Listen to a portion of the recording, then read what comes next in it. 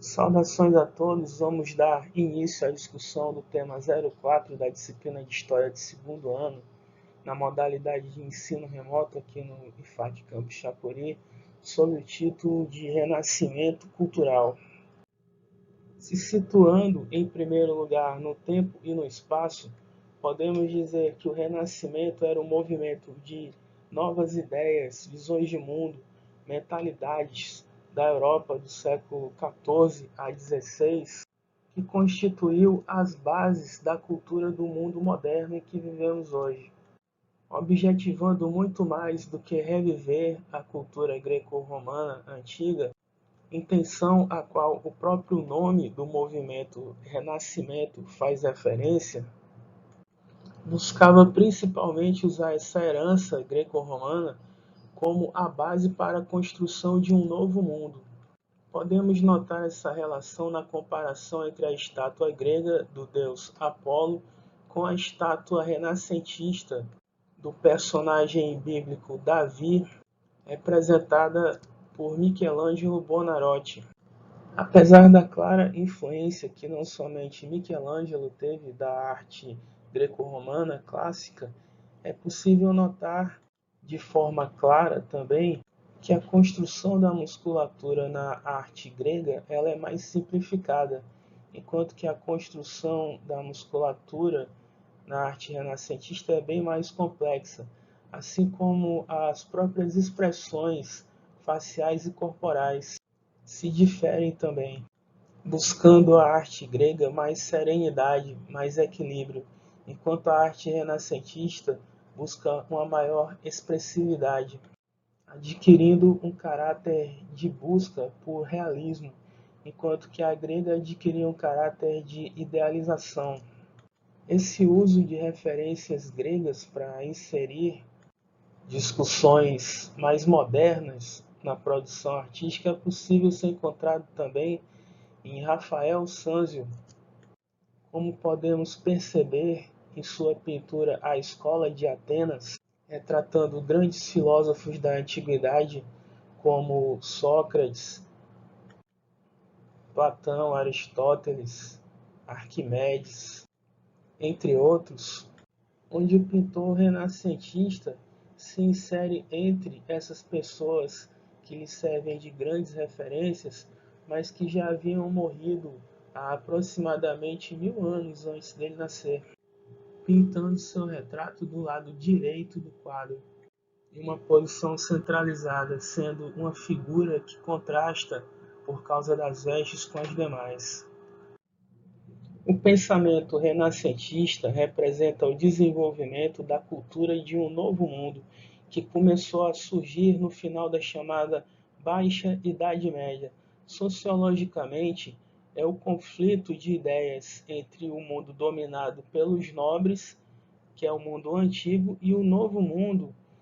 insurgente dominado pelos burgueses, onde burgos são as cidades que nasceram com o desenvolvimento de feiras criadas ainda no decorrer da Idade Média, algumas das quais eram denominadas de comunas, porque não tinham um senhor feudal ao qual se submetiam, sendo completamente livres, autônomas, enquanto que burgueses é como eram chamados os habitantes desses espaços, principalmente artesãos e comerciantes, que com o passar do tempo, o crescimento dos burgos até que se tornassem grandes cidades, foram se tornando alguns deles cada vez mais ricos e poderosos economicamente, mesmo que ainda não tivessem o prestígio e o poder político da nobreza. Essas feiras que originaram os burgos começaram a se desenvolver por volta do ano 1000, final do ano 1000, por ocasião das cruzadas, a partir de entrepostos, onde os viajantes podiam descansar, podiam ter acesso a diferentes oficinas que produziam e consertavam armamentos, armaduras, carroças, vendiam e compravam especiarias do Oriente, os vários produtos dos furtos dos cavaleiros cruzados aos muçulmanos, burgos estes que começaram a ter um grande desenvolvimento, deram um salto, principalmente a partir das grandes navegações, onde os portugueses e depois os espanhóis encontraram novas rotas marítimas comerciais com o Oriente, assim como comercializavam as novas riquezas vindas do chamado Novo Mundo, o continente americano, que havia sido conquistado pelos europeus e cujas riquezas estavam sendo grandemente exploradas. O Renascimento representa, sim, o pensamento desses habitantes dos burgos, que se tornavam cada vez mais ricos e economicamente poderosos, que mesmo ainda não sendo a classe dominante, superavam e muito em riqueza a classe da nobreza, e podia-se dizer que viviam com um nível de luxo equivalente apenas aos dos reis, começando a se contrapor fortemente ao pensamento caracteristicamente baseado no misticismo da nobreza feudal, pois o crescimento do poder da burguesia dependia em grande medida do exercício de um pensamento cada vez mais racional, do desenvolvimento cada vez mais aprofundado de conhecimentos científicos. A mentalidade burguesa, então, que dependia da ciência para o desenvolvimento da indústria e do comércio, se chocava fortemente com o tradicionalismo da religiosidade medieval, que defendia tanto que a Terra era plana quanto o centro do universo, assim como defendia que as estrelas eram feitas do que se conhecia na época, se denominava como éter, que seria o quarto elemento de que é formada toda a matéria, de acordo com o pensamento tanto antigo quanto medieval, sendo sustentadas por redomas esferas de cristal que ficavam sobre a Terra plana, enquanto que se sabe hoje que a matéria é constituída não de 5, mas de 118 elementos, que formam os elementos da tabela periódica, os átomos. O comportamento dominante era o conhecido ascetismo, que consistia no menosprezo da vida terrena, que era considerada apenas uma passagem cheia de provações no caminho para a vida eterna, em que as pessoas não poderiam ceder principalmente aos 7 pecados capitais, que tem como, por exemplo, essa ideia, a rejeição ao pecado da gula, da ira e da cobiça, entre outros. Assim, era considerado pecado, por exemplo, se um camponês faminto e explorado pela classe dos nobres, que vivia em abundância com seus exércitos, se esse camponês cobiçasse a comida que tinha que pagar como tributo para o senhor feudal, como forma de saciar sua fome. Ele não poderia cobiçar a comida porque era pecado. Ele não poderia também se revoltar com a exploração que sofria, porque a revolta também era considerada pecado, era o pecado da ira. Assim como a igreja falava também que a fome que o camponês passava era algo benéfica para ele, porque o jejum era uma prática que fortalecia o espírito, a carne, quer dizer, o espírito, a alma, sobre os desejos da carne.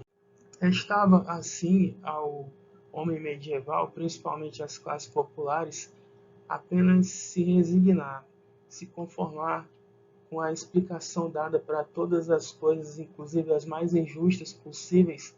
como sendo a simples vontade de Deus. A visão da igreja, que tinha uma postura de juíza de todas as coisas durante a Idade Média,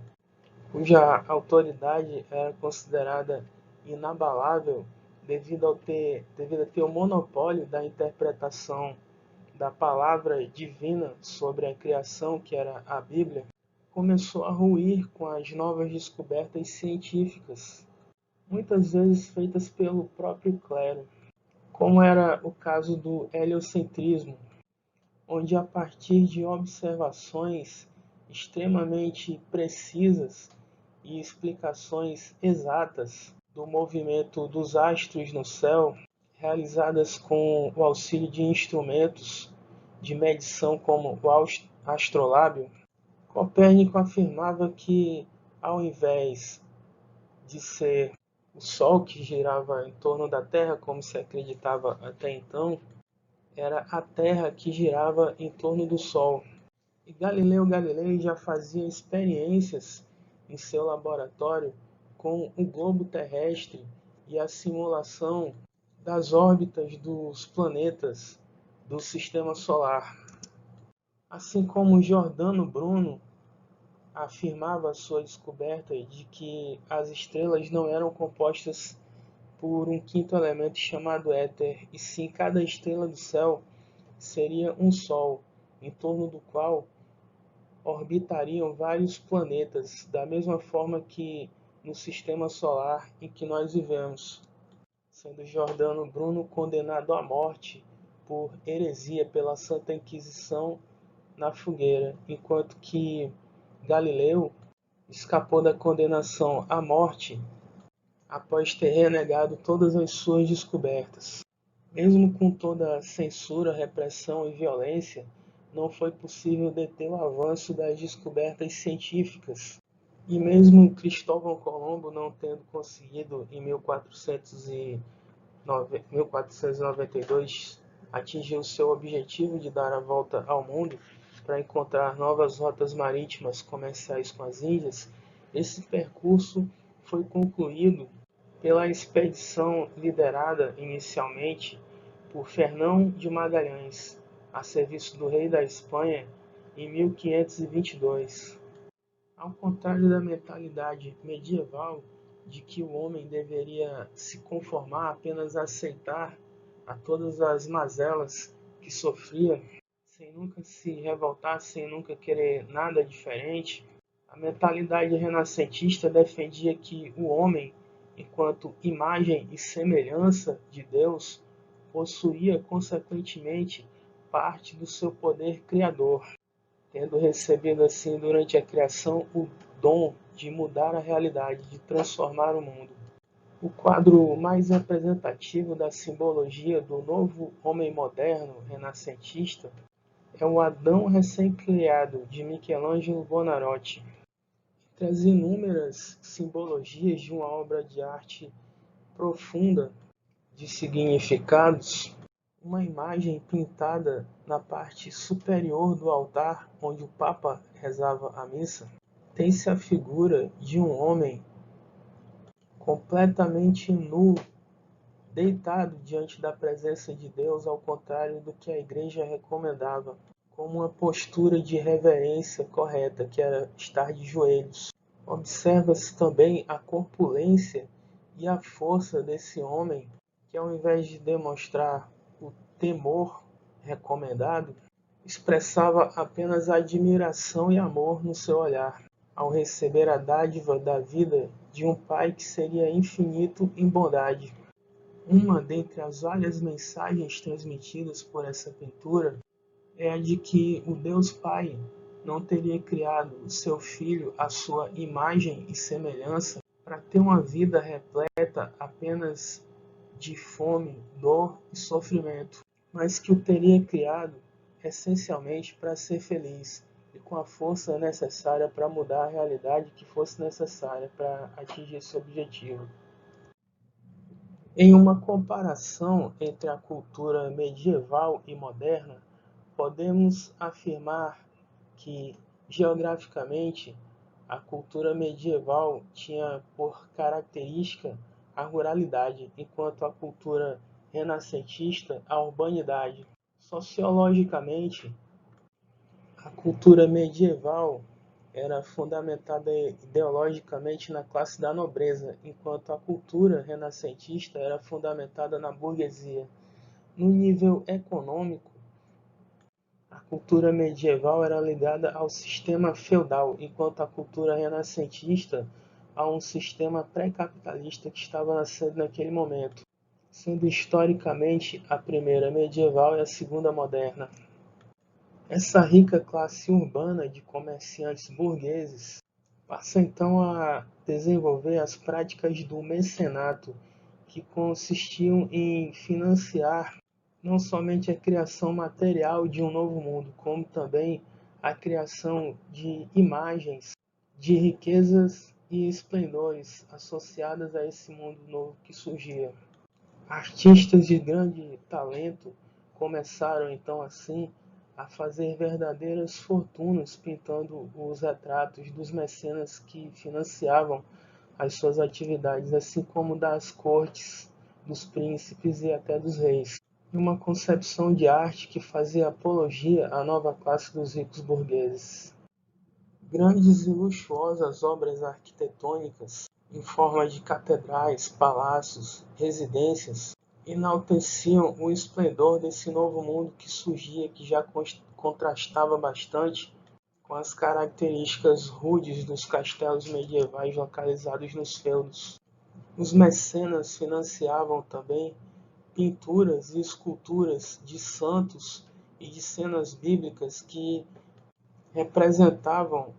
tais personagens já com a postura bastante diferente da postura com que eram representados durante a Idade Média,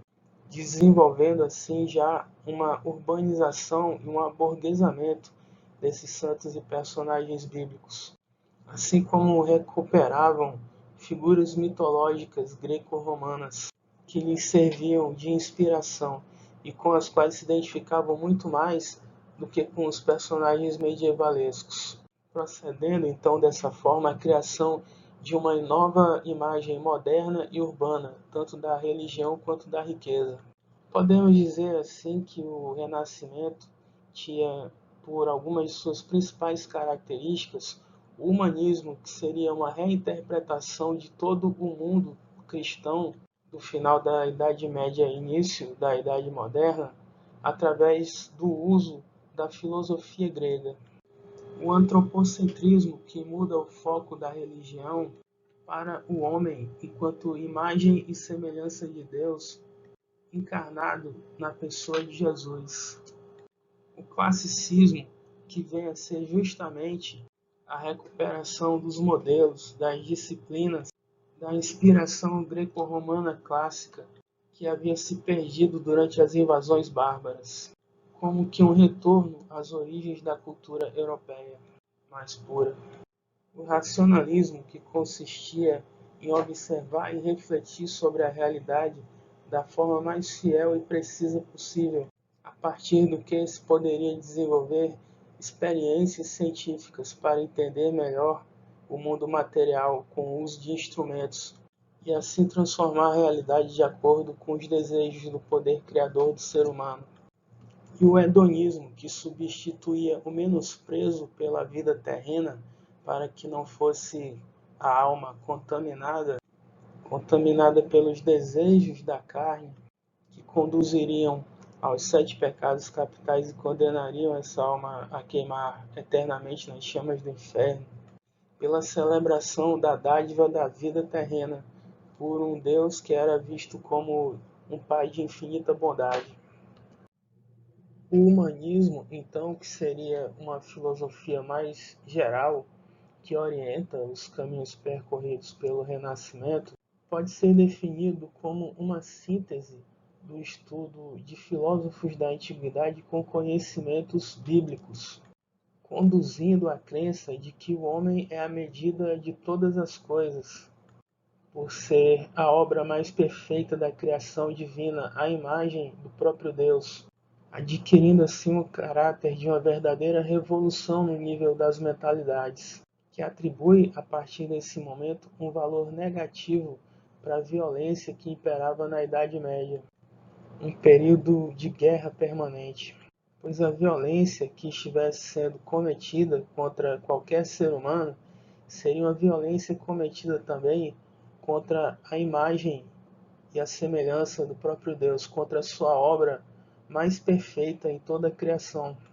nascendo daí a concepção de que o amor a Deus é expresso através do amor e da admiração à sua criatura que seria mais perfeita, o ser humano. Só então, através dessa interpretação moderna filosófica do cristianismo, predominante até na atualidade, só então o valor negativo é atribuído à violência contra um ser humano,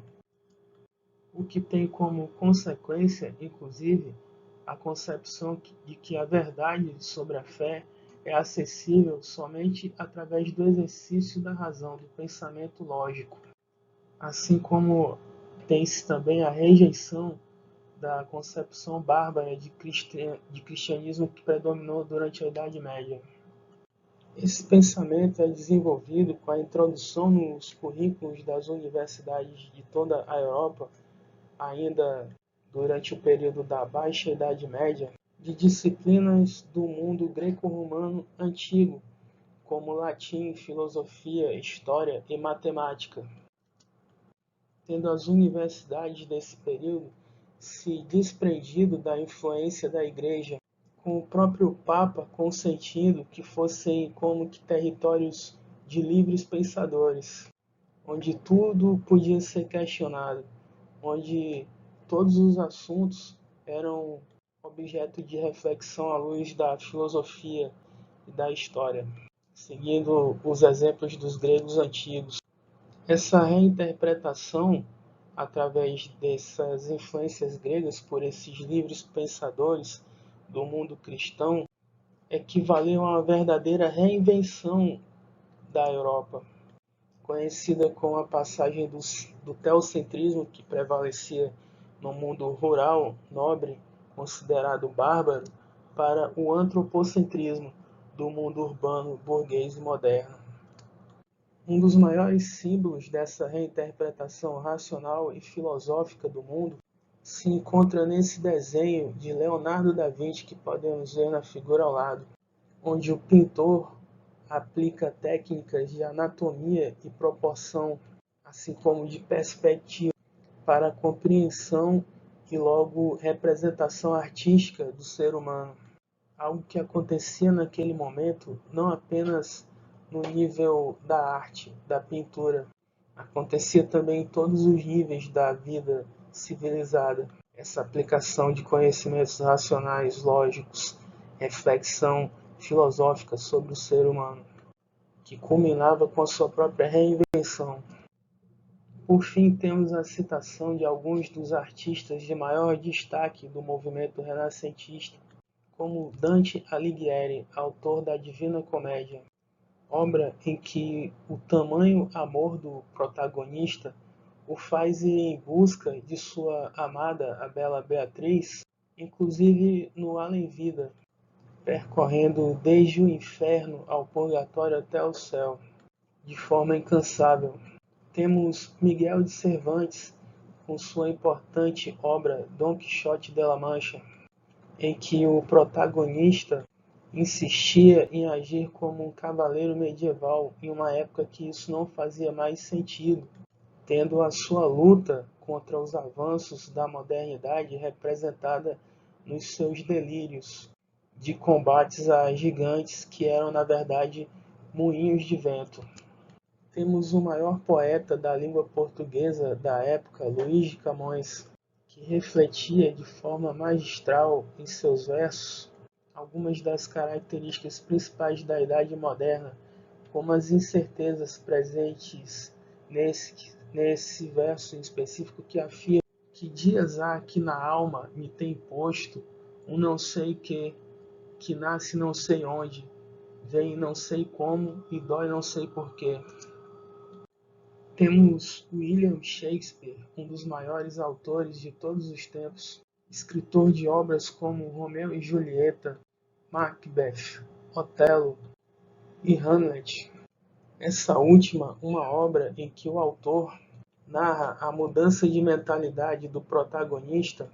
de uma postura medieval passiva e contemplativa, conformista diante dos acontecimentos do mundo, para uma postura ativa e reflexiva, transformadora do mundo ao seu redor, moderna,